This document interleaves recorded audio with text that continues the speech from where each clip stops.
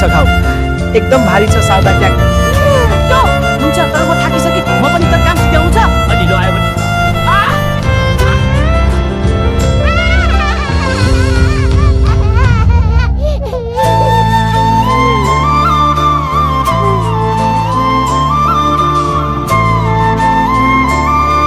काम गर्न मन छैन